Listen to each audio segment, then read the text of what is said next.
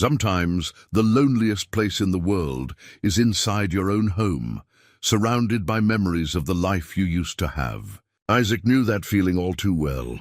At 50, he was raising his daughter alone, doing everything he could to be both mother and father to 8-year-old Zoe. When he hired a babysitter named Maya, he decided to test her by pretending to fall asleep in his chair. He wanted to see how she treated Zoe when nobody was watching.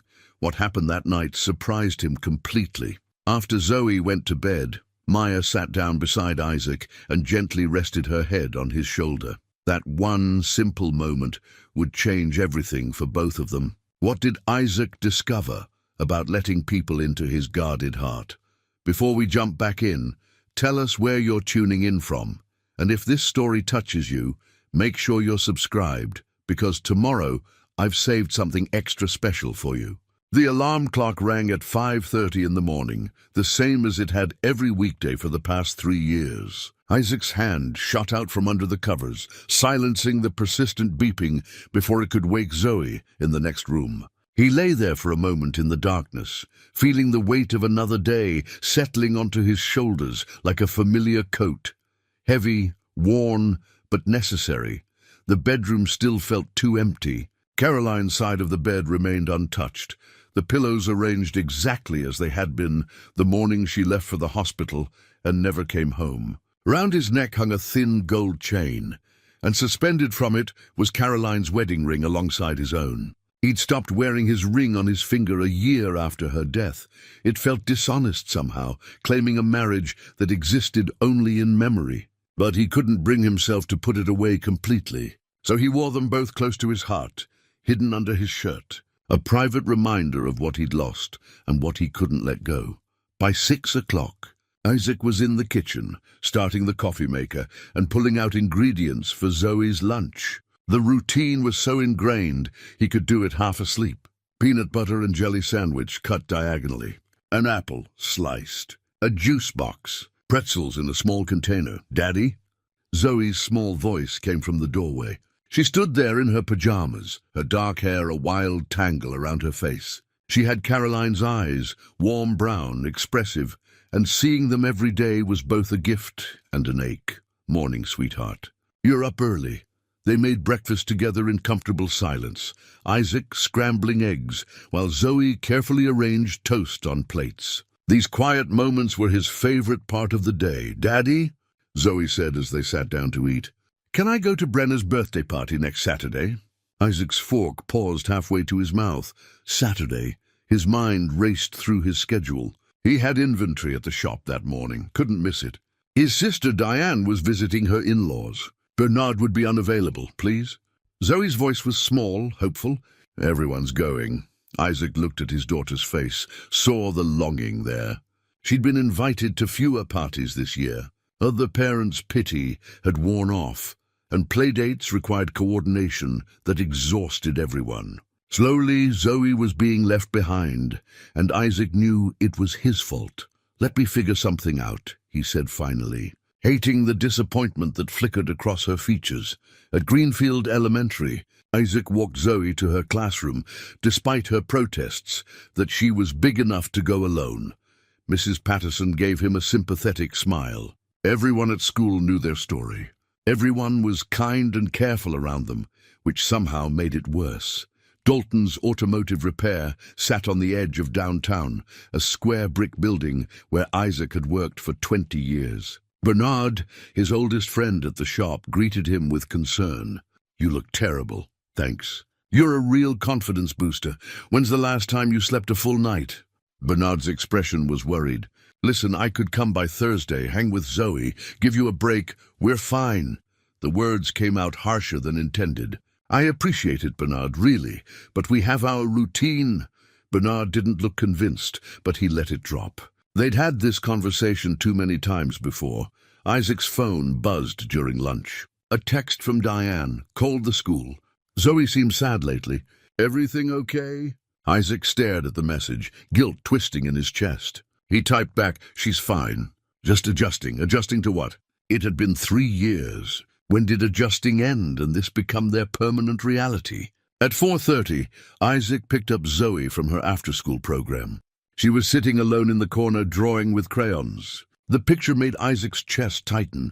3 figures, one tall labeled Daddy, one small labeled Me, and a third drawn in lighter, almost faded colors, labeled Mommy. Zoe had been drawing variations of this same picture for months, with the mother figure becoming progressively more translucent. That evening, they fell into their routine. Homework at the kitchen table. Dinner, spaghetti and jarred sauce, nothing special. Bath time, stories. When Isaac tucked Zoe into bed, she held onto his hand. Daddy, do you think Mommy would be sad that I can't remember what her voice sounded like? Isaac's heart cracked open. He sat on the edge of her bed, smoothing her hair back. Oh, sweetheart, no, Mommy would understand. And she'd be so proud of you. How brave you are. How kind. I miss her. I miss her too.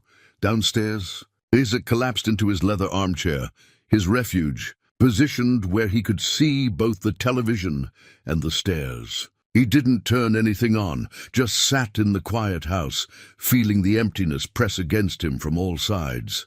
His phone buzzed. Bernard, Thursday inventory moved to Saturday morning, mandatory, sorry man, Saturday. Zoe's party.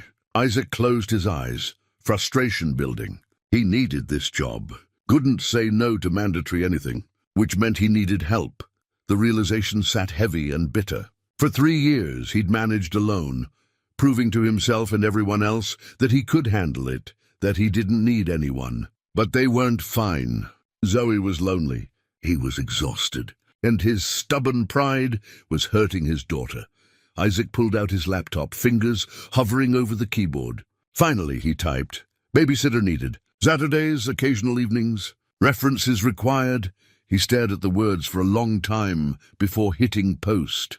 It felt like betrayal, like admitting defeat, like letting go of Caroline in some fundamental way. But when he climbed the stairs and looked in on Zoe, small and peaceful in her bed, surrounded by stuffed animals and her faded drawings, he knew he had to try, even if it terrified him.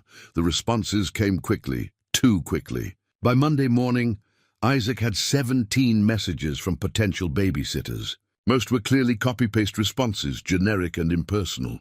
A few had concerning gaps in their references. One wanted to bring her boyfriend along. Isaac deleted that one immediately. 3 stood out as possibilities. He scheduled interviews for Wednesday evening, giving himself time to run background checks and call references. The practical steps felt manageable. It was the emotional weight that pressed down on him, the knowledge that he was about to let someone into their home, into Zoe's life, into the space that had been just the 2 of them for so long. Wednesday evening arrived with unseasonable warmth for October. Isaac had cleaned the house, really cleaned it, not just the surface tidying he usually managed. Zoe sat on the couch pretending to read, but really watching him pace. "Why are you nervous, Daddy?" "They're just babysitters." "I'm not nervous. You've checked the clock 6 times. The first candidate arrived at 6 o'clock. Kristen was 19, recommended by a family from Zoe's school. She seemed nice enough, but spent most of the interview glancing at her phone. When Zoe tried to show her a drawing, Kristen gave it a distracted, "That's nice," without really looking. The second arrived 15 minutes late. Patricia was in her 50s, experienced, with credentials that looked impressive on paper. But she was formal to the point of coldness, addressing Zoe as the child rather than by name. When she left, Zoe whispered, "She reminds me of the principal." Isaac checked his watch. The third candidate was late. He was about to text her when the doorbell rang. The young woman on his porch looked flustered, her dark hair pulled back in a messy bun, her cheeks flushed. "I'm so sorry I'm late. The bus broke down and I had to wait for the next one, and my phone died, so I couldn't call." She stopped, took a breath. "I'm Maya Cordova. I'm here about the babysitting position." Something in Isaac relaxed slightly. At least she cared enough to be apologetic. "Come in." Maya stepped inside, and immediately her attention went to Zoe, who was peeking around the corner. "Hi there. You must be Zoe. I love your shirt. Is that a unicorn?" Zoe looked down at her favorite purple shirt, nodded shyly. "Unicorns are the best," Maya said with genuine enthusiasm. "Do you like to draw them?" Sometimes. Zoe's voice was quiet but interested. They sat in the living room, and Isaac went through his standard questions. Maya was 23, studying early childhood education online while working part-time jobs. She'd been babysitting since she was 15, had references from 4 different families, and clearly knew what she was talking about when it came to children. She pulled a worn leather journal from her backpack to jot down notes. Isaac noticed it was filled with colorful tabs and sketches visible at the edges, but it was the way she interacted with Zoe that caught Isaac's attention. Maya didn't talk down to her or ignore her. She asked Zoe questions. What books did she like? What was her favorite subject in school? Did she play any sports? And she listened to the answers, really listened, responding with follow-up questions that made Zoe's face light up. My mom used to read to me every night, Zoe said suddenly. Before she died, the room went quiet. Isaac tensed, waiting for the awkward sympathy, the uncomfortable shifting that usually followed when Zoe mentioned Caroline. Maya's expression softened. What was her favorite book to read to you? Where the Wild Things Are. That's a good one. Maya's voice was gentle. My mom liked that one too. She died when I was 12. Isaac looked up sharply. Maya met his eyes, and he saw understanding there, real understanding, not pity. Someone who knew what loss felt like, who didn't need to pretend it wasn't there. I'm sorry, Zoe said quietly. Thank you, sweetie. I'm sorry about your mom too. Maya smiled, sad but genuine. It's hard, isn't it? But I bet she'd be really proud of you. Zoe nodded, and something passed between them, a recognition, a connection that made Isaac's chest tight. They talked for another 20 minutes. Maya's references checked out. He'd called them all that morning. Her background check came back clean. She was available Saturday mornings and some evenings. Everything lined up perfectly. So why did Isaac feel like he was standing on the edge of something irrevocable? I'll need to think about it, he heard himself say, even though he knew she was the right choice. I'll call you by Friday. Maya nodded, understanding in her eyes. Of course. Take all the time you need. She said goodbye to Zoe, who actually hugged her, something she rarely did with strangers. After Maya left, Zoe turned to Isaac with serious eyes. I like her, Daddy. She's nice. She is, Isaac agreed, and she understands about Mommy. Yes. Isaac's throat felt tight. She does. That night, after Zoe was asleep, Isaac sat in his armchair and stared at Maya's contact information on his phone. He thought about Caroline, about the promise he'd made to keep living. He thought about Zoe's loneliness and his own exhaustion. He thought about change and fear and the way Maya had looked at his daughter, with kindness and genuine care. Finally he typed, "The position is yours if you want it. Saturday at 8 a.m. The response came quickly. I'd be honored. Thank you for trusting me. Trust. Isaac set his phone down and closed his eyes. That was exactly what terrified him. Saturday morning arrived with October sunshine and Isaac's stomach in knots. He'd been awake since 5, running through worst-case scenarios in his mind. By 7:30, he'd checked the locks 3 times and reorganized the emergency contact list on the refrigerator. You're being weird. Daddy, Zoe observed from the kitchen table, I'm not being weird. You rearranged the magnets 4 times. The doorbell rang. 8 o'clock exactly. Maya stood on the porch with a backpack slung over one shoulder and a canvas bag in her hands. Good morning. I brought some supplies, art stuff if that's okay. I thought maybe Zoe and I could do a project. Something in Isaac's chest loosened slightly. That's really thoughtful. Come in. He spent the next 15 minutes going over instructions he'd already written down. Emergency numbers, bedtime routine, lunch preferences, the Wi-Fi password, where the first aid kit was stored. Maya listened patiently, occasionally jotting notes in her worn journal.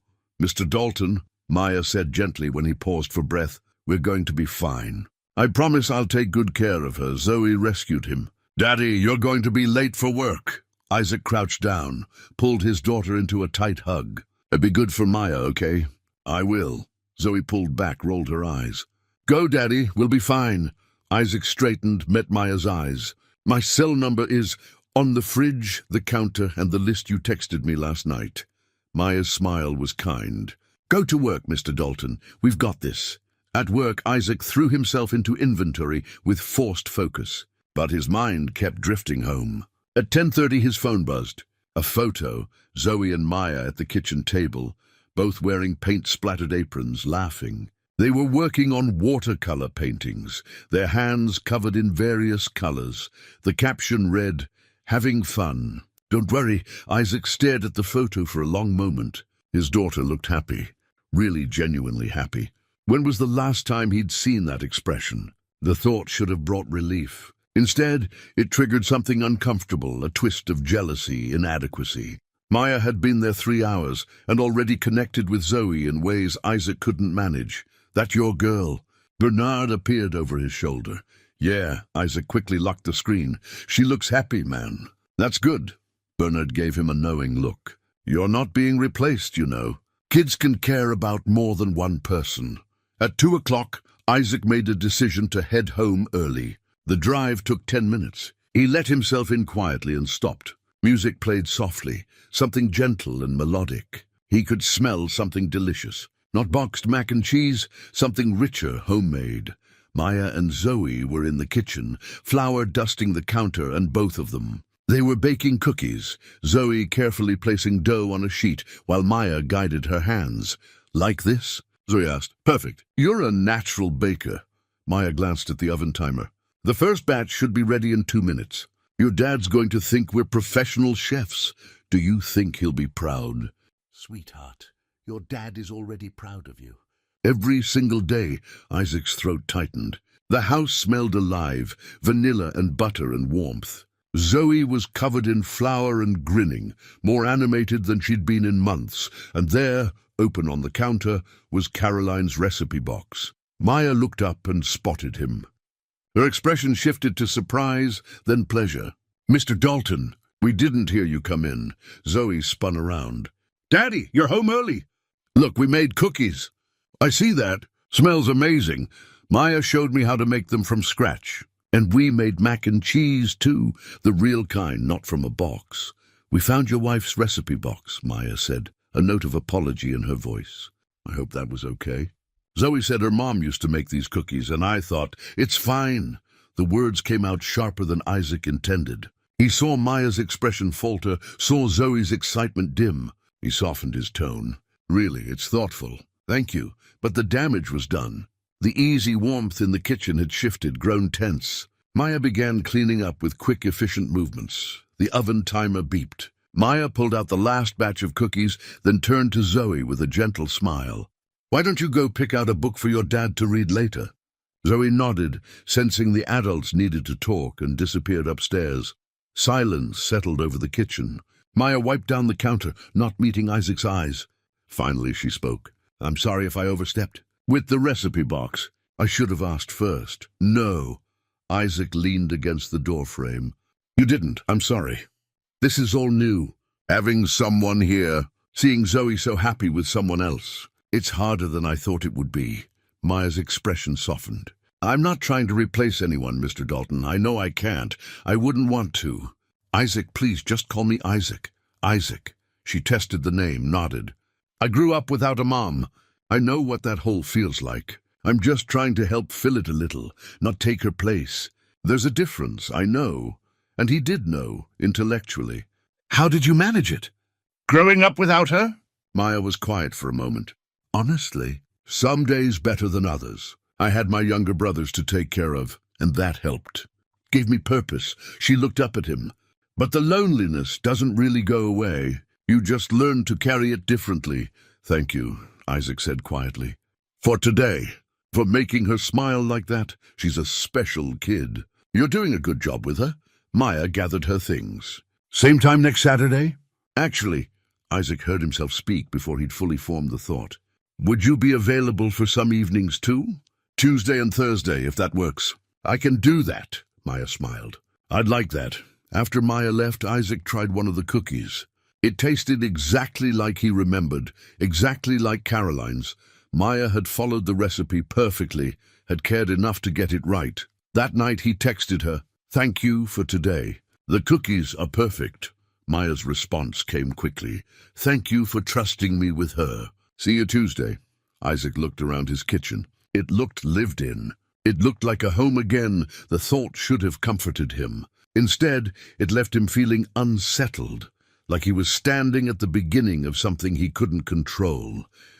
2 weeks passed, and Maya became a fixture in their lives. Tuesday and Thursday evenings, plus Saturday mornings. The house took on a different rhythm, one Isaac was still adjusting to, even as he recognized its benefits. Zoe flourished. She talked more, laughed more, drew pictures with vibrant colors instead of muted tones. Her teacher sent an email noting improved participation.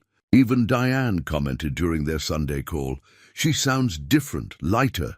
Isaac couldn't deny the changes. He just wasn't sure how he felt about them. He maintained careful distance with Maya. Their interactions were polite, functional. He'd arrive home to find dinner prepared, the house tidy, Zoe bathed and ready for bed. Maya would give him a brief update, gather her things and leave. Sometimes he drove her to the bus stop. Sometimes she insisted she was fine walking. She tried occasionally to engage him in conversation. Asked about his day, mentioned something funny Zoe had said. Isaac responded with 1 or 2 words, keeping the wall firmly in place. If Maya was hurt by his distance, she didn't show it. She remained warm with Zoe, professional with him, and never pushed for more than he offered. The evening everything shifted was a Thursday in late October. Isaac's day had been brutal, a difficult customer, a repair that took twice as long as estimated, Bernard calling in sick. He was exhausted, frustrated, wanting nothing more than to collapse in his armchair. Instead, he walked into his house and smelled pot roast. Isaac stopped in the hallway. Pot roast! Caroline's pot roast, the one she made on special occasions, the one that took hours and filled the house with comfort and everything he'd lost. He found them in the kitchen. Zoe was setting the table, the good plates, not their everyday ones.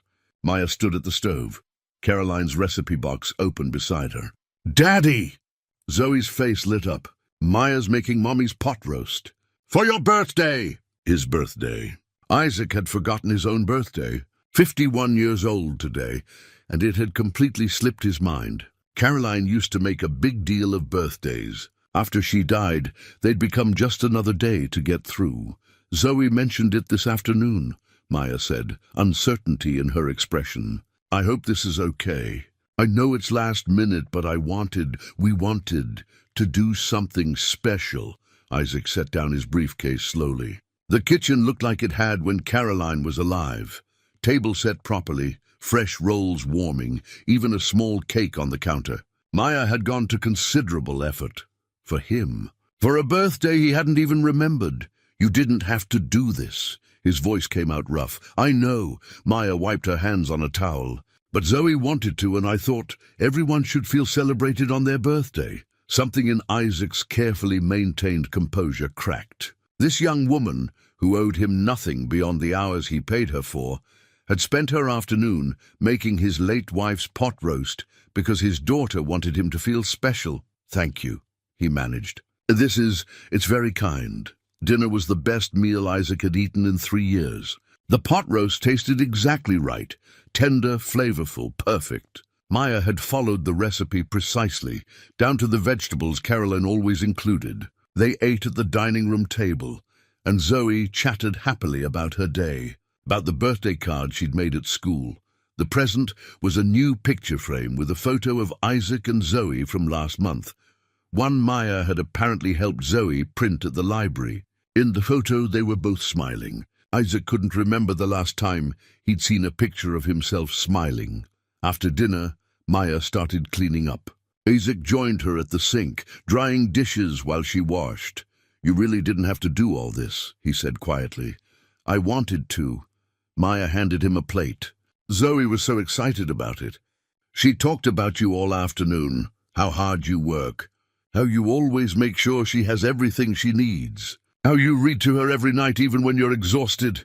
Isaac's throat tightened. "She adores you," Maya continued. "I hope you know that.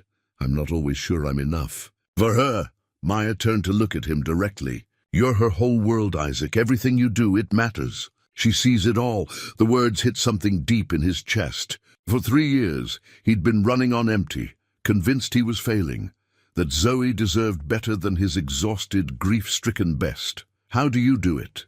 Isaac asked. "Stay so positive, so patient. You're working multiple jobs, going to school, and you still show up here with energy and ideas." Maya was quiet for a moment, her hands stilling in the soapy water. "Honestly, some days I don't feel positive at all. I'm tired. I'm worried about money, about school, about—" She stopped. "But when I'm here with Zoe, it helps. It reminds me why I'm doing all of it. Why I want to work with children. Because of your brothers?" "Partly." Maya pulled the plug, watched the water drain. "After my mom died, taking care of them was the only thing that made sense. The only thing I could control when everything else felt chaotic." Isaac understood that completely. After Caroline's death, focusing on Zoe had been his anchor, the one thing that kept him moving forward when grief threatened to drown him. They finished cleaning in comfortable silence. When Maya gathered her things to leave, Isaac found himself not wanting her to go. Not because he needed her to stay, but because for the first time in years, his house felt less lonely. "Maya," he said, as she reached the door. "Thank you, really, not just for tonight, but for everything. For Zoe, for—" He gestured vaguely. "For bringing life back into this house." Maya smiled, and something warm flickered in her expression. "You're welcome, Isaac. Happy birthday." After she left, Zoe insisted on one more story before bed. As Isaac read, she interrupted. "Did you have a good birthday, Daddy?" "The best one I've had in a long time, sweetheart." "I'm glad." She snuggled closer. "Maya's nice, isn't she?" "She is." "Do you think she gets lonely?" "Since she doesn't have a mom or dad."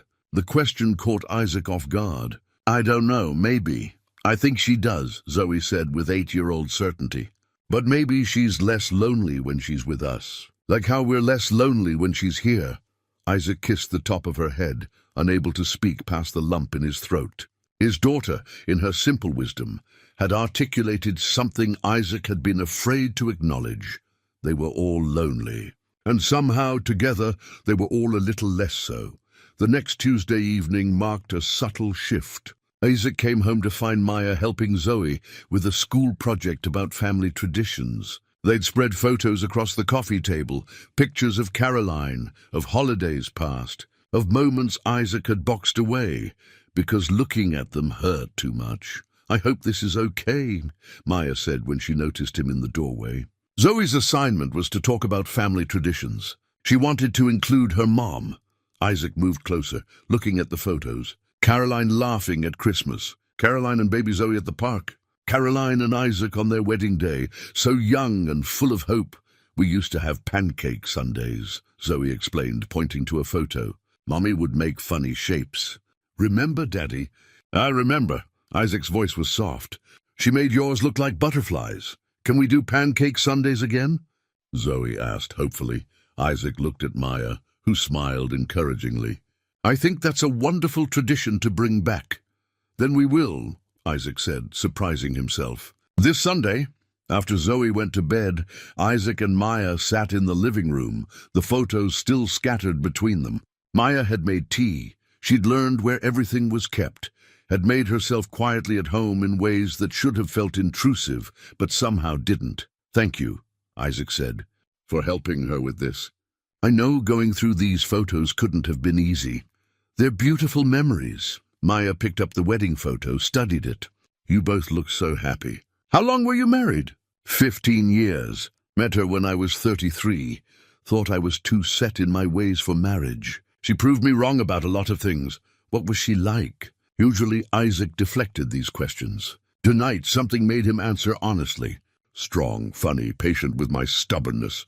She was a 3rd-grade teacher, loved kids, wanted 6 of them." His voice caught. "We only got Zoe. Caroline had complications during the birth. The doctors said another pregnancy would be too risky. That must have been hard." It was. But Caroline said one perfect daughter was enough. "And she was right. Zoe is perfect." Isaac paused. "When Caroline got sick, she made me promise to keep living. To not let grief turn me into someone who just existed. I'm not sure I've kept that promise very well." Maya set down her tea, met his eyes. "You're keeping it now?" By letting me help. By bringing back pancake Sundays. By taking small steps forward. It doesn't feel like forward. It feels like betrayal sometimes. I understand that. Maya's hand went to her neck, where a small silver locket rested against her collarbone. Isaac had noticed it before, but never asked about it. My mom gave me this the week before she died. There's a photo of her inside. I wear it every day. May I? Isaac asked. Maya unclasped it, handed it to him. Inside was a tiny photo of a woman with Maya's warm eyes and gentle smile. She's beautiful. You look like her. Thank you. Maya's voice was thick with emotion. For the first year after she died, I couldn't look at it without breaking down. Now it's a comfort. A reminder that love doesn't end just because someone's gone. Isaac studied the locket, then carefully handed it back. How old were your brothers when she died? 8 and 6. I was 12, old enough to remember everything, young enough to feel completely lost. Maya refastened the locket around her neck. Our aunt took us in, but she had her own family. I became the mother figure by default. That's a lot of responsibility for a 12-year-old. It was. But it saved me, I think. Gave me purpose when I might have fallen apart otherwise. She smiled sadly. They're in college now, both of them. I'm very proud. You raised them well. We raised each other. Maya picked up her tea again. That's what family does, right? You show up for each other even when it's hard, especially when it's hard. Isaac thought about that, about showing up, about family, about the ways Maya had shown up for them without asking for anything in return. Can I ask you something? Maya's voice was hesitant. Why did you really hire me?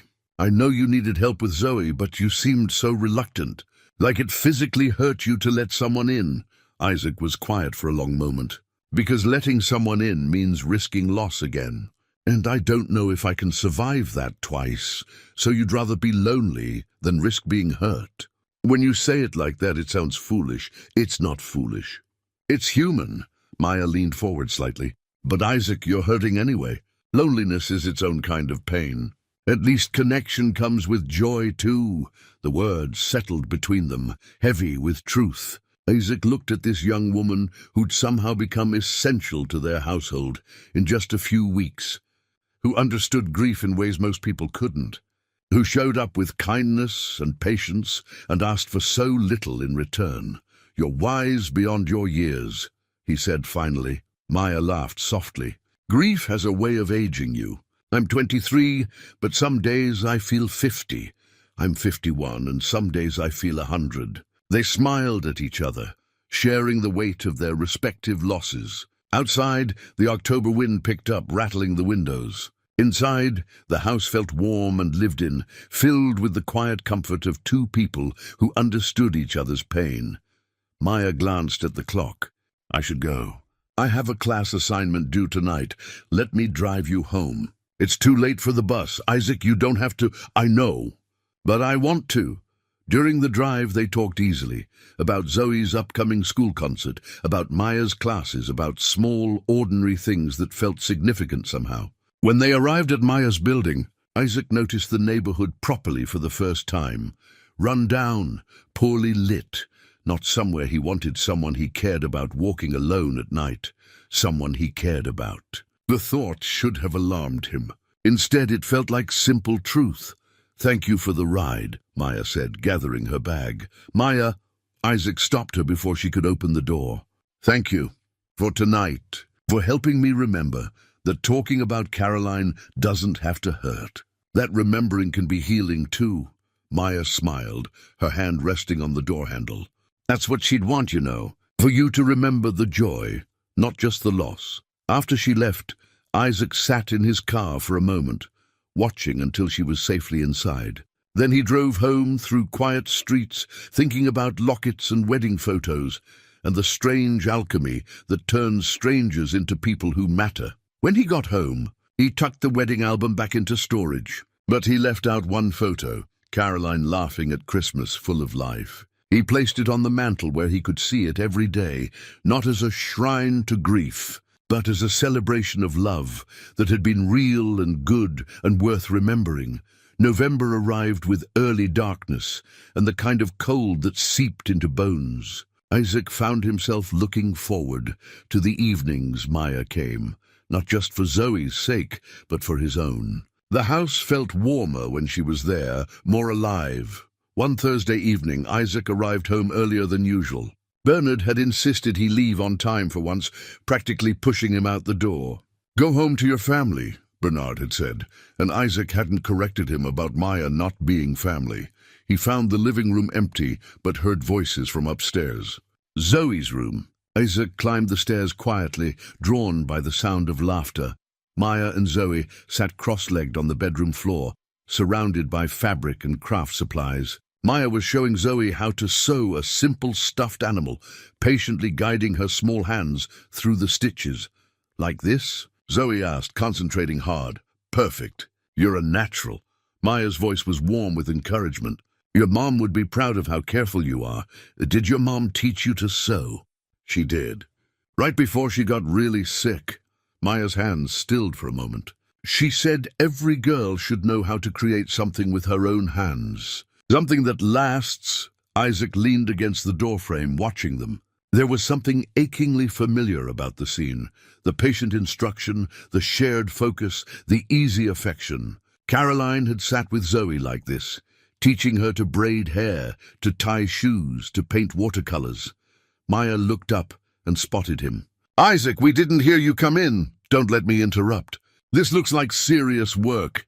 Zoe held up her creation, a lopsided but charming stuffed rabbit. "Look, Daddy.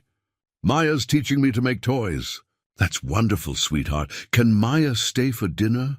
Zoe asked hopefully. "Please?" Isaac met Maya's eyes. She looked tired, more than usual. The shadows under her eyes had deepened, and there was a paleness to her complexion that concerned him. "Of course," he said. "If Maya wants to stay, I don't want to impose." "You're not imposing. Please, stay." Dinner was simple, grilled cheese and tomato soup, but it felt significant somehow. The three of them around the kitchen table, conversation flowing easily. Zoe told them about school, about her friend Brenna's upcoming sleepover, about a book she was reading. Isaac and Maya contributed their own stories, building on each other's comments in a way that felt natural. Practiced, like a family, the thought came unbidden. And Isaac didn't push it away. After dinner, Zoe begged to watch a movie. They settled on the couch together, Zoe between them, gradually growing drowsy. Halfway through, she fell asleep, her head on Maya's shoulder. "She's out," Maya whispered, smiling down at Zoe. "I'll carry her to bed." Isaac started to stand, but Maya stopped him. "Just another minute. She's so peaceful." Isaac settled back, and they sat in the flickering light of the television, Zoe breathing softly between them. Maya's hand rested on Zoe's back, a protective maternal gesture that made Isaac's chest tight. "You're good with her," he said quietly. "Natural. I had a lot of practice with my brothers." Maya's voice was soft, but Zoe's special. She paused, searching for words. "She feels like mine, in a way. Like family. She is family. To you." Isaac meant it. "You've become family to both of us." Maya looked up at him, something vulnerable in her expression. "That means more than you know. I've felt—" She stopped, bit her lip. "I've felt like I belong here. Like this is where I'm supposed to be." "That probably sounds strange." "It doesn't sound strange at all." Their eyes held for a moment, and Isaac felt something shift, a recognition, an acknowledgement of what was growing between them. Not just employer and employee. Not just two people brought together by circumstance. Something deeper, more complex. Maya's phone buzzed in her pocket. She pulled it out, glanced at the screen, and her expression changed, worry flickering across her features. "Everything okay?" Isaac asked. "Just my landlord. Again." She silenced the phone. "It's fine." "Maya, really?" "It's fine." But her voice was strained. Isaac wanted to press, to help, but before he could say anything, Maya shifted carefully from under Zoe. "I should go. I have an early class tomorrow. Let me drive you." "The bus is fine." "Maya." Isaac's voice was gentle but firm. "Let me drive you." She nodded finally, gathering her things while Isaac carried Zoe upstairs and tucked her into bed. When he came back down, Maya was waiting by the door, her backpack slung over one shoulder. She looked exhausted, and Isaac noticed her hand trembling slightly as she zipped her jacket. During the drive, Maya was quiet, staring out the window. Isaac tried several times to start a conversation, but her responses were distracted, brief. When they arrived at her building, she reached for the door handle quickly. "Maya, wait." Isaac touched her arm gently. "What's going on, really?" She turned to face him, and in the dim light from the street lamp, Isaac saw tears in her eyes. "I'm just tired. It's been a long few weeks." "It's more than that." Maya was quiet for a long moment. Finally she spoke. "I might have to cut back on my hours. I need to pick up more shifts at my other job. The pay is better and I'm behind on rent." "How far behind?" "That's not Isaac, it's not your problem." "How far behind?" He repeated gently. 2 months. The admission seemed to cost her. "My landlord's been patient, but he needs the money. And I have tuition due, and my brothers need help with their books, and—" She stopped, pressed her palms against her eyes. "I'm sorry. I shouldn't be telling you this." Isaac's mind raced. 2 months of rent. The stress Maya must be under, working multiple jobs, going to school, trying to help her family, and still showing up at his house with energy and patience for Zoe, never letting her own struggles show. "Don't cut your hours," he heard himself say. "Let me help." "No, Isaac, no. I can't. Please, let me help. I can advance you some pay, or I can't take your money." Maya's voice was firm despite her tears. "I appreciate it, I really do. But I have to handle this myself." "Why? Why do you have to handle everything alone?" "Because that's what I do." The words burst out of her. "I take care of things. I take care of people. I don't get taken care of." The vulnerability in her voice broke something in Isaac. He understood it completely. The need to be strong, to be self-sufficient, to never need anyone because needing people meant risking disappointment or loss. "I understand that," he said quietly. "I really do. But Maya, you don't have to do it alone. Not anymore." She looked at him, tears streaming down her face now. "I'm scared," she whispered. "I'm scared if I let people help, if I let people in, they'll see how much of a mess I really am, how much I'm struggling, and then they'll leave." "I'm not going to leave." The words came out with absolute certainty. "Neither is Zoe. You're part of our family now, and family shows up for each other." Maya sobbed once, then covered her face with her hands. Isaac wanted to pull her into his arms to comfort her, but he wasn't sure if he had that right yet. Instead, he reached out and took one of her hands gently. "We'll figure this out," he said. "Together, okay?" Maya nodded, unable to speak. They sat in his car in the dim light, her hand in his, and Isaac felt the walls he'd built around his heart continuing to crumble. 3 weeks passed, and Isaac quietly increased Maya's hours and pay. She protested at first, but he insisted, framing it as needing more help rather than charity. It was a fiction they both maintained, though the gratitude in her eyes told him she understood. The household transformed. Routine gave way to warmth, structure to comfort. Zoe called Maya her bonus grown-up, a term that made Maya tear up the first time she heard it. Isaac and Maya developed an easy rapport, shared meals, conversations about Zoe and life, comfortable silences that didn't need filling. Bernard noticed the change in Isaac, teased him gently about the babysitter. "It's not like that," Isaac insisted. Though he couldn't deny he looked forward to coming home now. One evening in late November, Maya brought her school books to work on after Zoe's bedtime. Isaac offered to help quiz her on child development concepts.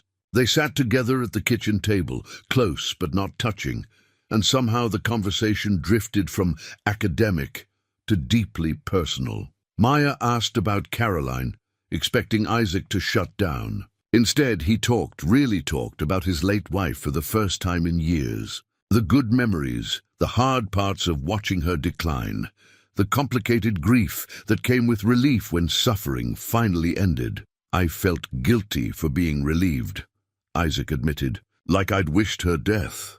"Relief isn't betrayal," Maya said gently.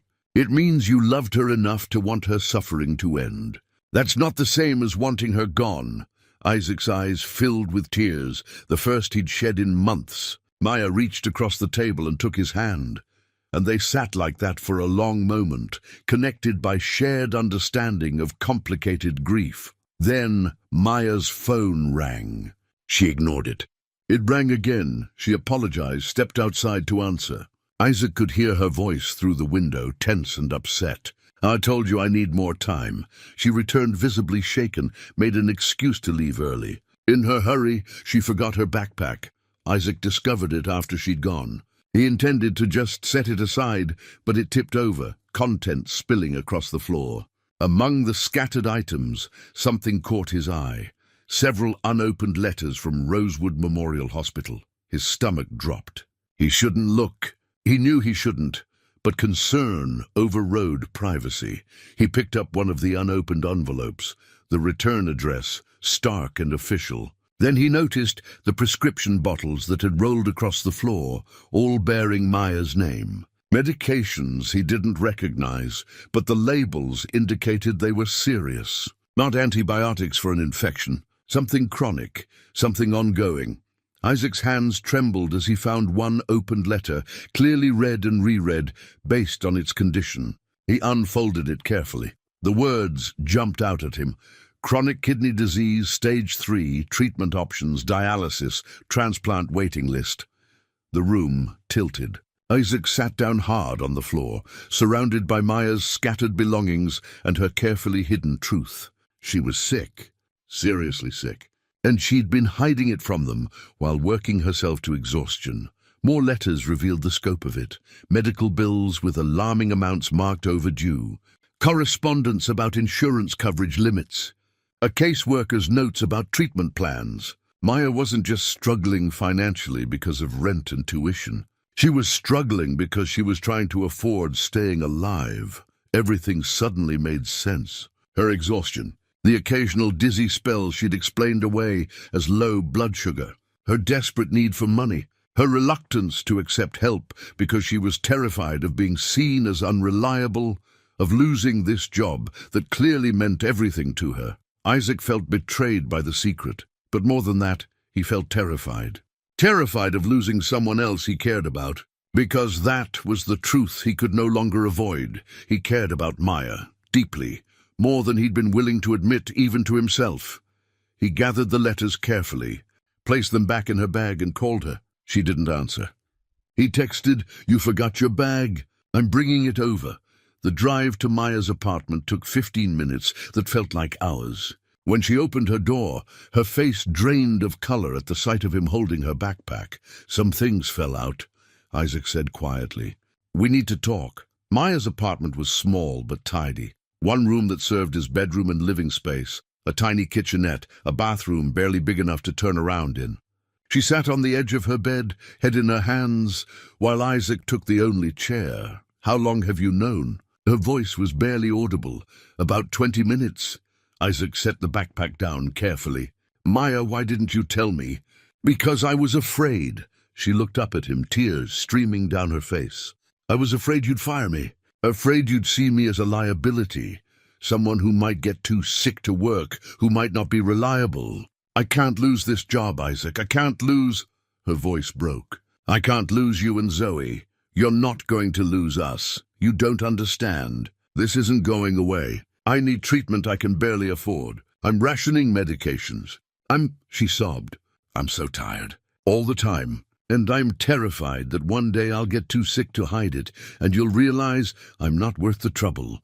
Isaac crossed the small space and knelt in front of her. "Listen to me. You are worth it. You are worth everything. Do you understand?" "I'm broken, Isaac." "You're not broken. You're dealing with something difficult, and you've been doing it alone. But you don't have to anymore." Maya shook her head. "I couldn't tell you. You've already lost so much. You don't need someone else who might—" She couldn't finish the sentence. "Might die." Isaac said it for her, his voice gentle. "Maya, I'm not naive. I know life doesn't come with guarantees. Caroline taught me that. But I also know that trying to avoid pain by avoiding connection is just another way of dying. I need this job," Maya whispered. "Not just for the money. Because being with you and Zoe, it's the first time in years I've felt like I have a family. Like I have a home. Like I matter beyond what I can do for other people. You do matter. To both of us. So much more than you know. They sat in her tiny apartment, the truth finally out between them.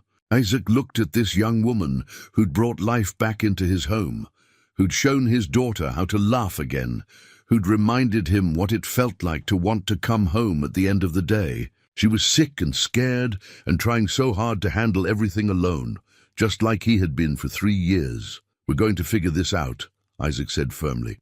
"Together. You're going to tell me everything, your doctors, your treatment plan, what you need. And we're going to make sure you get the care you need." "Isaac, I can't ask you to." "You're not asking. I'm offering." He took both her hands in his. "You've been showing up for us. Let us show up for you." Maya looked at him through tears, and something in her expression shifted. A wall finally crumbling, a decision being made to trust, to let someone in, despite every fear telling her not to. "Okay," she whispered. "Okay." The next evening was tense, despite everyone's best efforts. Maya insisted on working, didn't want to lose the normalcy that made her feel grounded. Isaac agreed, but said they'd talk after Zoe went to bed. During dinner, Zoe sensed something was wrong, asked if they were fighting. Both adults immediately reassured her, put on smiles that didn't quite reach their eyes. After Zoe's bedtime, Isaac and Maya sat in the living room with tea Maya had made. She'd quietly made herself at home in ways that now felt precious, rather than intrusive. The silence stretched between them until Isaac broke it. "I'm not firing you, but I need to understand why you didn't trust me." Maya wrapped her hands around her mug. "It's not about trust. It's about everyone I've ever depended on has either died or left. My mom died. My dad left before I was old enough to remember him. Even my aunt, she took us in out of obligation, not love. I learned to not need anyone, because needing people meant getting hurt." Isaac saw himself reflected in her words, the same defense mechanisms, the same fear. "I lost Caroline slowly, watched her slip away over 2 years.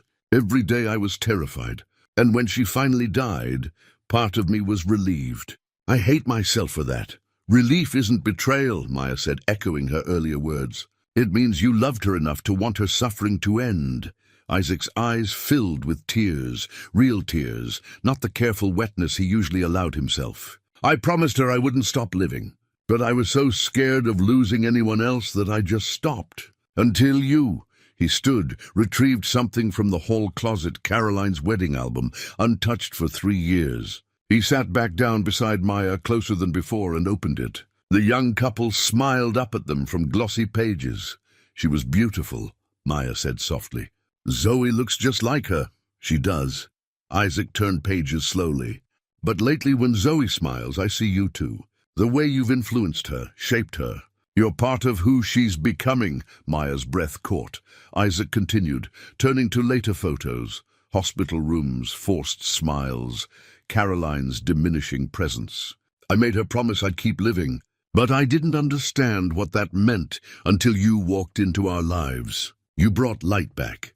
Into this house, into Zoe's life, into my life." "When I found those letters," he went on, "I wasn't just scared of losing a babysitter. I was terrified of losing you, of watching someone else. He paused, the word catching in his throat. "Someone I care about deeply, facing something I can't fix." "Isaac, let me finish." He took her hands. "I want to help you, not because I pity you, but because you matter to us. To me, I have savings. Caroline's life insurance that I've been afraid to touch because using it felt like betraying her memory. But maybe this is what it's meant for. To help someone we love." The word hung in the air between them. Love. Isaac had said it without meaning to, but he didn't take it back. Maya pulled her hands away, stood abruptly. "You can't. Isaac, the medical bills alone, it's too much. You barely know me. I know enough." Isaac stood too. "I know you're kind. I know Zoe loves you. I know you make me feel alive again for the first time in 3 years. I know that night you fell asleep on my shoulder." Maya looked up sharply. "You were awake?" "I was testing you, pretending to sleep to see how you really treated Zoe when you thought no one was watching." He smiled slightly. "Stupid, I know. And what did you learn?" "That I was testing the wrong person. I should have been testing myself, whether I was brave enough to let someone in again, whether I could risk caring about someone, knowing I might lose them. He stepped closer. And I learned that when you rested your head on my shoulder, it was the first time in 3 years I felt at peace. Isaac, you're grieving. You're lonely. This isn't, don't tell me what I'm feeling. His voice was gentle but firm.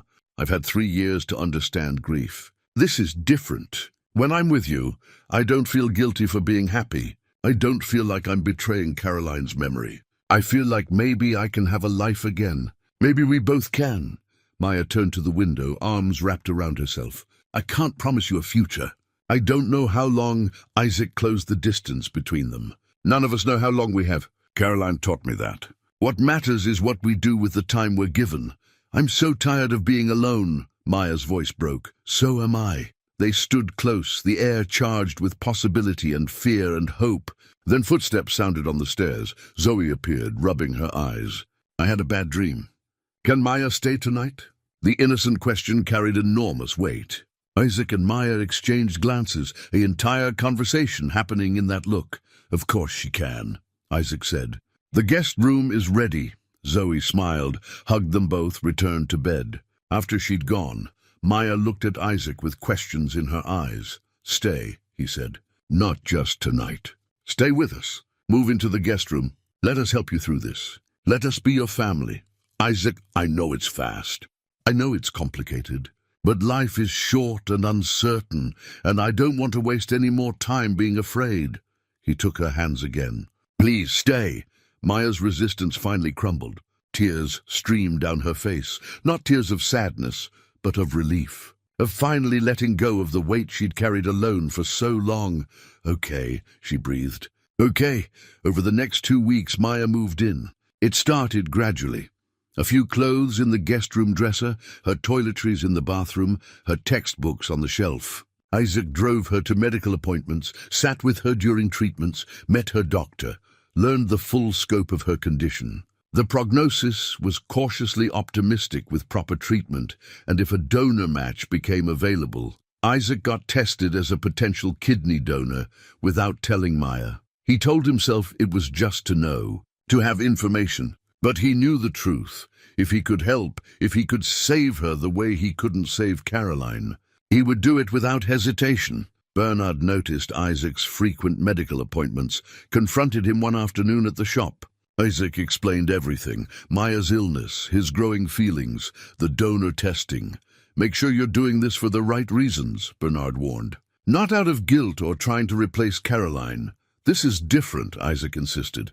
This is choosing to show up for someone while I still can. This is living, not hiding. At home, the relationship between Isaac and Maya remained undefined but deepening. Small touches lingered. Hands brushing while cooking, sitting close on the couch, long looks that said things words couldn't yet. Zoe repeatedly asked if Maya was going to be her new mom. Both adults gently redirected, but didn't deny the possibility. Maya's health stabilized with proper treatment. She gained weight, had more energy, smiled, came easier. The house filled with life, cooking, smells, laughter. The sound of 3 people who belonged together. One evening, while Zoe did homework, Maya thanked Isaac for everything. I never thought I'd have this. People who stay. Isaac took her hand. We're not going anywhere. The doorbell rang, a courier with medical documents. Isaac signed for them, tried to hide the envelope, but Maya saw the hospital return address. Her face went pale. Isaac, why are you getting mail from my hospital? Isaac's evasion failed. Maya grabbed the envelope, opened it despite his protests. Read the words that would change everything. Donor compatibility testing results. She looked up at him, shock and anger mixing.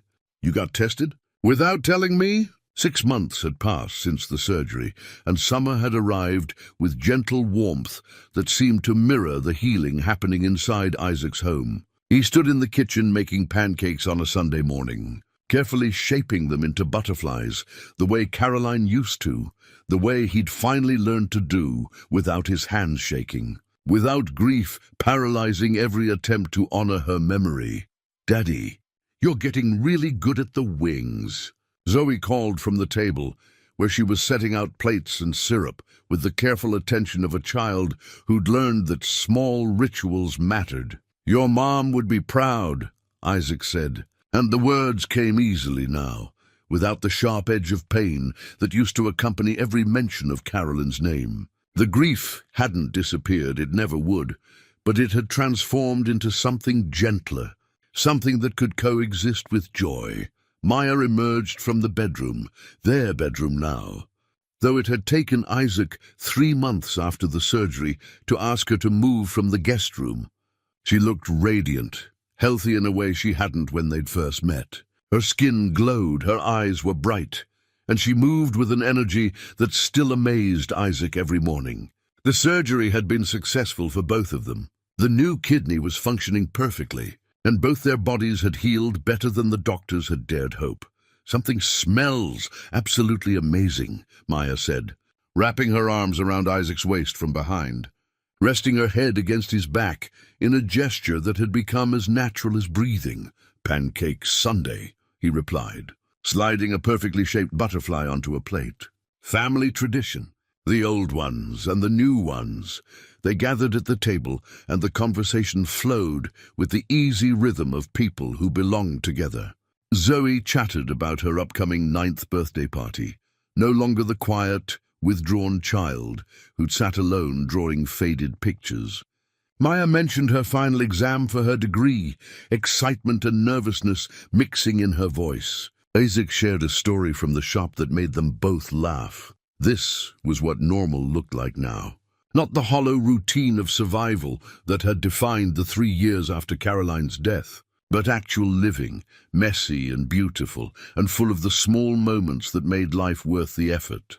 After breakfast, they cleaned up together, all 3 of them moving around the kitchen in synchronized chaos. Then they got ready for the day's main event, Maya's graduation ceremony and the celebration they were hosting afterward, the house filled with people by early afternoon. Bernard arrived with his wife, both of them beaming with pride. Diane came with her family, and Isaac watched his sister pull Maya into a tight hug, whispering something that made Maya's eyes fill with happy tears. Maya's younger brothers, now both in college, arrived with flowers and embarrassing stories from their childhood. A handful of Maya's classmates came, along with some families from Zoe's school who'd become genuine friends rather than sources of pitying sympathy. Isaac stood on the back porch for a moment, watching through the window as Maya laughed with a group of guests, as Zoe proudly showed everyone the celebration banner she'd made as his home, his actual home,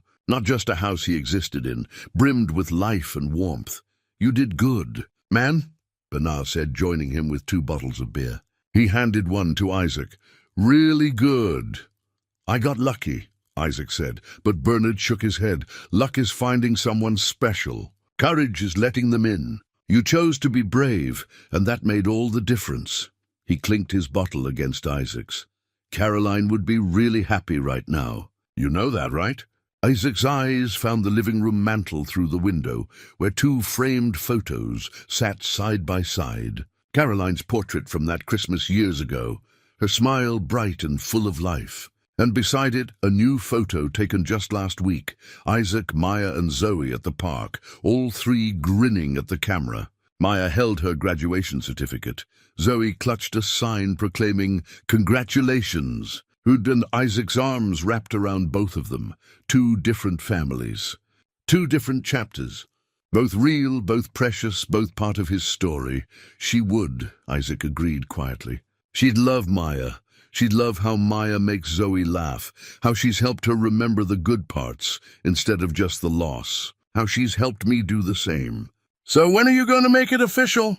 Bernard asked with a knowing grin. Isaac patted his shirt pocket where a small velvet box rested. He'd been carrying it for 2 weeks, waiting for the right moment. "Tonight, maybe, after everyone leaves. I want it to be just us." But Zoe, in her infinite wisdom and complete lack of patience, had other plans. During the gathering, she climbed onto a chair and clinked her juice glass with a spoon, the way she'd seen adults do at weddings. "Excuse me, everyone. I have an important announcement." The room quieted. Isaac felt his heart skip. What was she doing? "I think my daddy should marry Maya," Zoe declared, with the serious confidence of a child who'd thought this through completely. "Because she's already family and it should be official.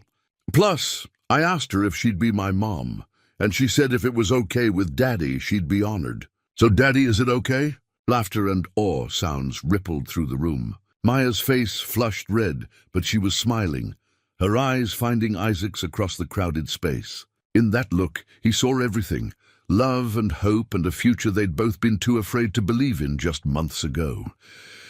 Isaac pulled the ring box from his pocket and crossed to where Maya stood. Surrounded by their friends and family, he knelt down in front of her, right there in their living room.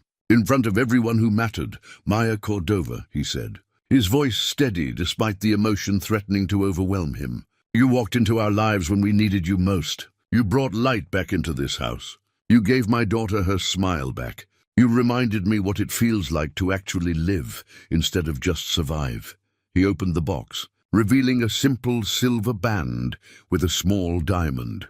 Nothing flashy, just honest and real, like everything between them. "Will you marry me? Will you officially become part of this family you've already made whole?" Maya's hands covered her mouth, tears streaming freely down her face. For a moment she couldn't speak, could only nod. Then she found her voice, shaky but certain. "Yes, yes, absolutely yes. Nothing would make me happier." The room erupted in cheers and applause. Zoe launched herself off the chair and into both of them, and they held her between them, the three of them tangled together, laughing and crying at once. Isaac slipped the ring onto Maya's finger, and she held her hand up to the light, watching it sparkle through her tears. The celebration continued for hours. There was cake and toasts and more laughter than Isaac could remember hearing in his home since before Carolyn got sick. It felt right, honoring this new beginning while still holding space for what had come before. Later that evening, after the guests had departed and Zoe was finally asleep, exhausted from excitement and sugar, Isaac and Maya sat together on the porch swing, watching the stars emerge one by one in the darkening sky. "Thank you," Maya said quietly, her head resting on his shoulder, her hand in his, the new ring catching moonlight. For what? For taking a chance on a broke babysitter who showed up late to her interview. For being brave enough to test me and then brave enough to let me stay. For showing me that family isn't just something you're born into, it's something you choose every single day. Isaac kissed her forehead. "Thank you for falling asleep on my shoulder that first night. For showing me that moving forward isn't betrayal. For teaching both of us that loving again doesn't mean forgetting. It means honoring what we had by choosing to keep living fully." They sat in comfortable silence, the swing creaking softly in the summer night. Inside the house, everything was peaceful. On Zoe's nightstand, her latest drawing showed 3 figures holding hands under a rainbow, all drawn in bright, bold colors. Below it, in her careful handwriting, "My forever family, official soon." Tomorrow would bring new adventures, wedding planning, continued healing, the ordinary challenges of blending a life together. But tonight, Isaac allowed himself to simply be present in this moment, grateful for second chances, grateful for a daughter who'd never stopped believing in possibilities, grateful for a woman who'd walked into their lives as a stranger and become essential. The stars continued their ancient dance overhead. Somewhere, Isaac liked to think, Caroline was watching and smiling, proud of her daughter, proud of her husband for keeping his promise, proud that the love she'd planted in this family continued to grow and flourish even in her absence. This was the promise kept. This was living. This was home. The evening after Maya gave her answer felt like standing at the edge of something both terrifying and inevitable. 2 weeks had passed since Isaac received the donor compatibility results. 2 weeks of quiet conversations, medical consultations, research into every possible complication and outcome. 2 weeks of watching Isaac with Zoe, seeing the life he'd built, understanding the magnitude of what he was offering.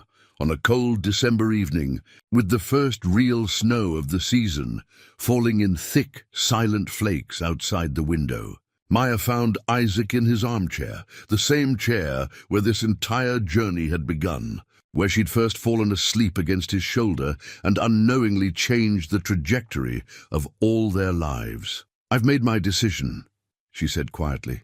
Her hands clasped in front of her like she was trying to hold herself together. Isaac set down the book he'd been pretending to read for the past hour. His heart hammered against his ribs, but his face remained calm, patient. He'd learned over these months with Maya that she needed space to speak her truth without pressure, without expectation coloring the air between them. "I'll accept the kidney." The words came out steady, despite the tears already forming in her eyes. "If you're absolutely certain this is what you want." Relief flooded through Isaac like a wave, warm and overwhelming. But before he could respond, Maya held up her hand. "But I need you to understand something first." She moved to sit on the arm of his chair, close enough that he could see the determination mixed with vulnerability in her expression. She took his hands in hers, holding them tightly. "I'm not just accepting an organ. I'm accepting a future with you, with both of you. Because if I take this gift, I'm promising to be here, for Zoe, for you, for whatever comes next." That's what this really means. Not just survival, but commitment. To this family we're building. "I know," Isaac said softly, his thumb brushing across her knuckles. "That's exactly what I'm counting on. That's what I want, and you need to promise me something too." Maya's voice grew fierce, protective despite being the one who needed protection. "Promise me that if something goes wrong during the surgery, if something happens to you because of me, you'll forgive yourself. That you won't spend whatever time you have left carrying guilt about trying to help me. Promise me you won't let Zoe grow up watching you punish yourself." "Maya, promise me, Isaac. I need to hear you say it. I can't do this. I can't accept this gift. If I think there's even a chance you'll destroy yourself with guilt if things don't go perfectly." Isaac stood, pulling her up with him so they were face to face, eye to eye. He cupped her face in his hands, making sure she could see the absolute certainty in his expression. "I promise, but nothing's going to go wrong. We're going to do this, and we're both going to be fine. And then we're going to have years together, decades, a lifetime of pancake Sundays and Zoe's school concerts and arguing about whose turn it is to do the dishes." Maya laughed through her tears, the sound breaking and beautiful. "How can you be so sure? How can you have that much faith when life has shown you how quickly everything can fall apart?" "Because I finally have something to live for again." Isaac's voice was rough with emotion. "Because I spent 3 years just existing, just going through motions, just surviving day to day. And then you walked into our lives and reminded me what it feels like to actually want to wake up in the morning. I'm not giving that up without a fight. I'm not giving you up." They stood in the quiet living room, snow falling steadily outside, the world reduced to just the two of them, and this moment of decision. Maya reached up, touched his face, traced the lines around his eyes that had been carved by grief but were now softening with hope. "I love you," she whispered. "I've loved you for months, but was too afraid to say it. Afraid you'd think I was just grateful, or trying to secure my place here, or confusing dependency with real feeling." Isaac pulled her close, resting his forehead against hers. "I know the difference between gratitude and love, and I know what I feel. I love you, Maya, not as a replacement for Caroline, not as some second-place consolation prize. I love you because you're you, because you make terrible jokes when you're nervous, because you cry at children's movies, because you showed my daughter how to laugh again, because you make this house feel like a home instead of a museum." "I'm still terrified," Maya admitted, her hands fisting in his shirt. "Of the surgery, of something going wrong, of losing you after just finding you, of letting Zoe down if I can't." Isaac silenced her spiral by pulling her into a kiss, their first real kiss. Not a tentative brush of lips, but a declaration, a promise, a claiming of this moment and this future they were choosing together. When they pulled apart, both were crying, both were smiling, both were holding on like they'd finally found something worth not letting go. A small sound made them separate. Zoe stood at the bottom of the stairs in her pajamas, her stuffed rabbit, the one Maya had taught her to sew, tucked under one arm. Her hair was mussed from sleep, her eyes wide and knowing. "Why are you both crying?" Her voice carried more curiosity than worry. "Are you sad?" "No, sweetheart." Maya wiped her eyes, her smile radiant despite the tears. "These are happy tears. The happiest tears I've ever cried." Zoe studied them both, with the unsettling perceptiveness of children who've learned to read adult emotions for clues about their own safety. Then something seemed to click in her 8-year-old mind. Some understanding that went beyond words. Maya's going to stay forever, isn't she? It wasn't really a question. Isaac and Maya exchanged glances, an entire conversation happening in that single look. Isaac nodded slightly, giving Maya permission to answer, to claim this space in their lives officially. "Would you like that?" Maya asked, kneeling down to Zoe's level. "Would you want me to stay forever?" "Yes." Zoe's answer was immediate, emphatic, certain in the way only children can be when they know something is fundamentally right. "Then we'd be a real family. A forever family. We already are a real family," Maya said, pulling Zoe into her arms. "We've been one for a while now. Love makes families, not just blood. Not just rules or papers or ceremonies. Just love and choice, and showing up for each other." Zoe wrapped her arms around Maya's neck, squeezing tight. "I love you, Maya. I love you too, sweetheart. So much. More than I knew it was possible to love someone." Isaac watched them, his daughter and the woman he loved, holding each other in the soft lamplight of his living room, and felt something inside him finally completely heal. Not the absence of grief for Caroline, but the presence of something new alongside it. Room in his heart for both the past he'd cherished and the future he was building. Group hug. Zoe declared with the enthusiasm of a child who discovered the perfect solution to everything. Isaac joined them, the three of them tangled together in the middle of the living room. And for a moment everything was perfect and simple and right. Later, after Zoe was back in bed, after another story and reassurances that yes, Maya would be there in the morning, and yes, they were all happy, and yes, everything was going to be okay, Maya showed Isaac something she'd found on Zoe's desk that afternoon. It was a new drawing, different from all the others. 3 figures holding hands, all drawn in bright, bold, confident colors. No faded ghost anymore, no translucent mother figure slowly disappearing. Just Daddy, me, and Maya, all solid and present and real, surrounded by hearts and flowers and sunshine. Below it, in Zoe's improving handwriting, she'd written, "My forever family, for real this time." Isaac stared at the drawing, his vision blurring with tears he didn't bother to hide. "When did she make this?" "Today after school. She said she wanted to draw how she feels now, not how things used to be." Maya's voice was soft, wondering. "She's healing, Isaac, we all are. Not by forgetting what we lost, but by learning how to carry it alongside what we're finding." 6 weeks, Isaac said, looking at the calendar on the wall where the surgery date was circled in red marker. 6 weeks, and then we can really start planning our future. Really start living instead of just hoping. "We already have," Maya corrected gently, lacing her fingers through his. "This is already our life, Isaac. The surgery just means we'll have more time to live it, more years to watch Zoe grow up, more pancake Sundays, more moments like this one." They stood together in the quiet house, holding Zoe's drawing like the precious declaration it was. Outside, snow continued to fall, covering everything in white. A fresh start, a clean slate, a world being made new while they slept. Inside, 3 hearts beat in rhythm, not perfect, not without scars, but choosing each other despite every reason to be afraid. Isaac placed the drawing on the mantel next to the 2 photos already there. Caroline's portrait and the new family picture. Past, present and future, all honored, all real, all part of the story they were writing together. "Thank you," he said quietly. "For what?"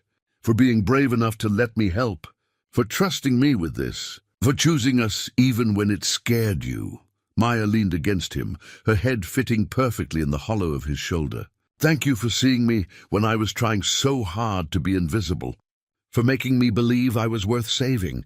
For teaching me that asking for help isn't weakness, it's just another form of love." They made their way upstairs together, Checking on Zoe one more time, she slept peacefully, her new drawing already framed and placed on her nightstand where she could see it first thing every morning. In their own room, their shared room now officially, they held each other in the darkness. Two people who'd both lost too much and found each other anyway. 6 weeks, Maya whispered against his chest. 6 weeks, Isaac confirmed. And then the rest of our lives. Outside, the snow fell steadily, quietly, covering the world in possibility. Inside, 3 hearts beat as one. A family not born of perfect circumstances, but built through courage and choice and the audacity to hope for better days. This was love. This was healing. This was home. 8 months had passed since the surgery, and autumn had returned with its gentle reminder that time moved forward, that seasons changed, that life continued in its beautiful, inevitable way. Isaac stood at the kitchen counter on a Sunday morning, making pancakes shaped like butterflies, a tradition that had started with Caroline, paused for 3 grieving years, and now continued with new hands helping. New laughter filling the spaces that had been silent for so long. You're getting really good at those. Daddy, Zoe said from her spot at the table, where she was carefully arranging napkins and forks with the attention to detail she'd inherited from her mother. She was 9 now, taller, more confident, her smile coming easily these days. Practice makes perfect, Isaac replied, sliding a particularly well-formed butterfly onto a plate. Plus, I have excellent supervisors. Maya emerged from their bedroom, a fact that still made Isaac's heart swell every morning, looking radiant in the morning light streaming through the windows. The surgery had given her more than just physical health. It had given her back her life, her energy, the vibrant presence that had attracted him from the beginning, but had been dimmed by illness and exhaustion. Now she glowed, and Isaac couldn't stop himself from smiling every time he looked at her. Something smells like heaven, she said, wrapping her arms around his waist from behind, pressing a kiss between his shoulder blades. The casual intimacy of the gesture still amazed him, how natural it had become, how right it felt to have someone share his space, his life. His morning routine, pancake Sunday, he said, turning to kiss her forehead. Old traditions and new beginnings. That's what I love about this family, Maya murmured. We don't erase the past. We build on it. They gathered around the table, the 3 of them, and Isaac watched as Zoe chattered about her upcoming week, about the school play she'd been cast in, about her friend Brenna's sleepover invitation, about all the ordinary, beautiful chaos of childhood that he'd been afraid she'd never experience again. Maya listened with the attention that made everyone feel seen, asking questions, offering suggestions, being exactly what Zoe needed. Not a replacement mother, but a mother nonetheless, chosen and cherished. After breakfast, they cleaned up together in their usual synchronized dance. Isaac washing, Maya drying, Zoe putting things away while narrating a story she was making up. It was so normal, so perfectly mundane, that Isaac had to pause and just breathe it in, remember what it felt like when normal had seemed impossible. Hey, Maya said softly, touching his arm. You okay? More than okay, he said honestly. Just grateful. For all of this. For you. Later that morning they drove to Rosewood Memorial Hospital, not for treatment this time, but for a follow-up appointment that had become routine. Both Isaac and Maya were healing beautifully, the doctor said. The kidney was functioning perfectly. All markers were excellent. They were, by every medical measure, success stories. But as they sat in the waiting room, Zoe between them playing a game on Maya's phone, Isaac knew the real success wasn't in the medical charts. It was in moments like this, his daughter leaning against Maya's shoulder, Maya's hand in his, the 3 of them together and whole. Mr. Dalton. Miss Cordova? The nurse called them back, and they followed her to an examination room where Dr. Alvarez greeted them with a broad smile. You 2 are my favorite patients, she said, reviewing their charts. Everything looks phenomenal. Isaac, your remaining kidney is functioning at optimal levels. Maya, the transplanted kidney has integrated beautifully. No signs of rejection, all numbers exactly where we want them, so we're good. Maya asked, and Isaac heard the hope in her voice, hope that had been so hard for her to hold on to for so long. You're more than good. You're both cleared for completely normal activities. No restrictions.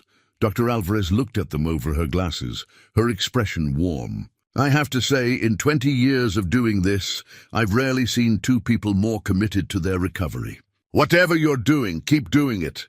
We're just living, Isaac said simply. Finally. The drive home was quiet but comfortable, Zoe dozing in the back seat, exhausted from the early morning. When they pulled into the driveway, Isaac noticed something that made him smile, a small "sold" sign in front of the house next door. It had been empty for months, and he'd wondered who their new neighbors would be. Inside, Maya went to put Zoe down for a nap, while Isaac checked the mail. Among the bills and catalogues was a thick envelope addressed to Maya, official-looking, with a university seal. His heart jumped.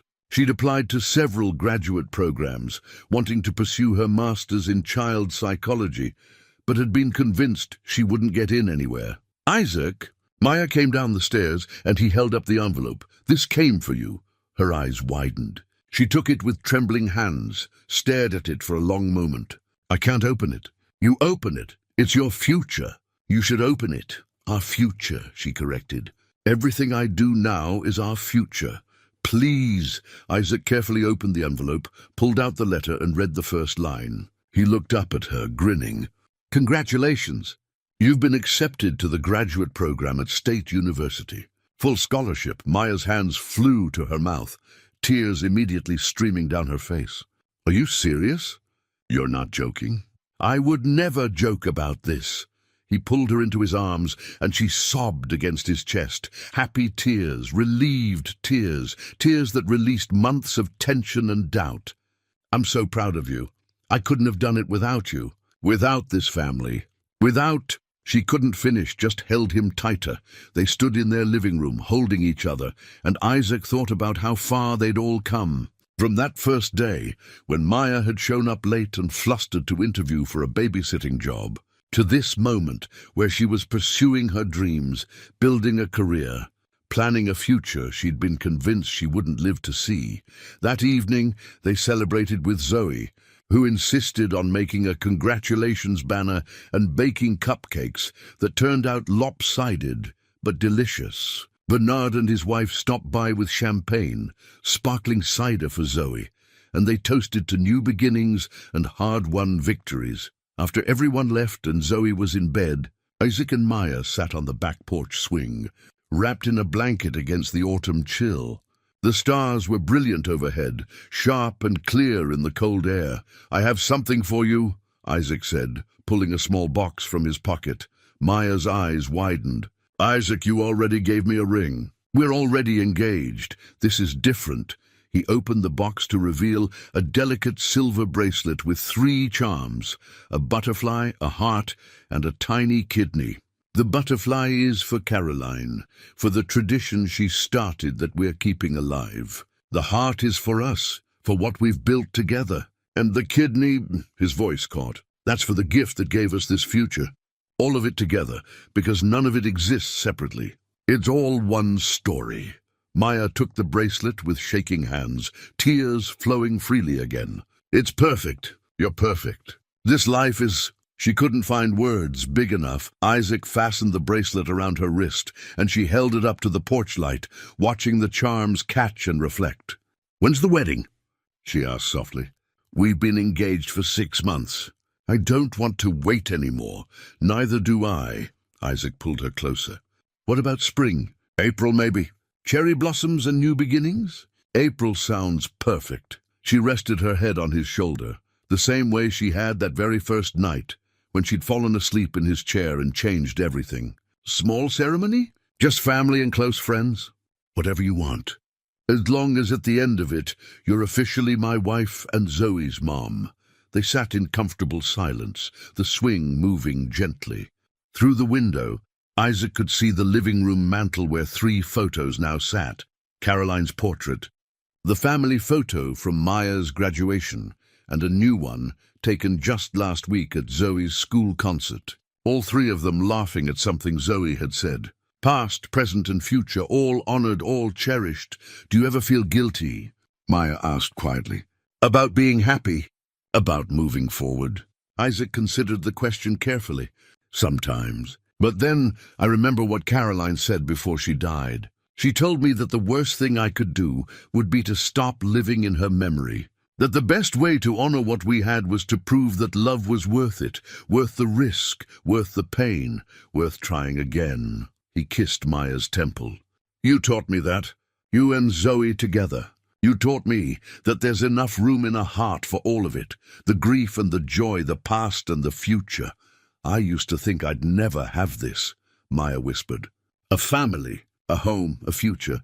I'd convinced myself I wasn't worth saving, that I should just accept whatever time I had and not burden anyone else. And now? Now I know that letting people love you isn't a burden. It's a gift you give them, the chance to show up, to matter, to make a difference.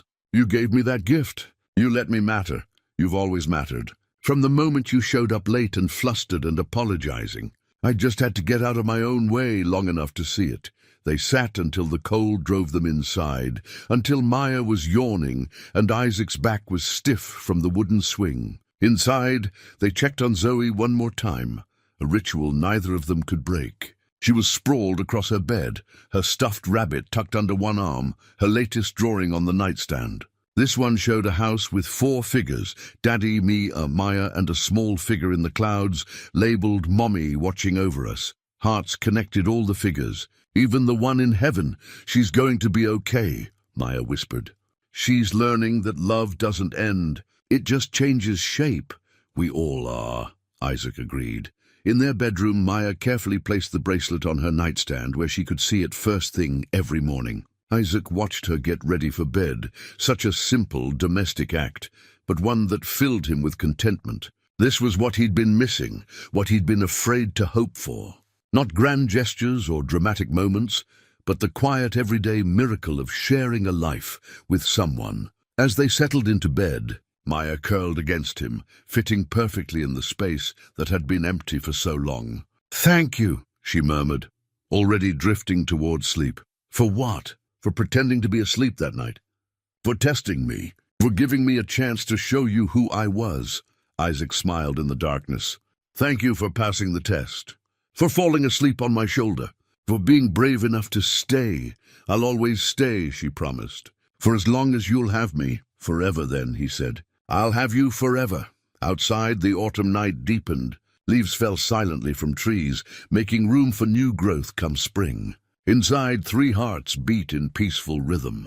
A family not born of perfect circumstances, but built through courage, sacrifice, and the radical choice to love again despite knowing how much it could hurt. This was the promise kept. This was the life Caroline had wanted for him. This was healing that honored loss without being imprisoned by it. This was home in its truest sense. Not a place, but people choosing each other, day after day, moment by moment. On the mantel, the photos stood witness. In Zoe's room, drawings proclaimed hope. In the master bedroom, 2 people who'd both known profound loss held each other and dreamed of the future. And somewhere, in memory, in spirit, in the love that never truly dies, Caroline smiled. Her promise fulfilled, her family whole again in a new and beautiful way. This was life. This was love. This was everything.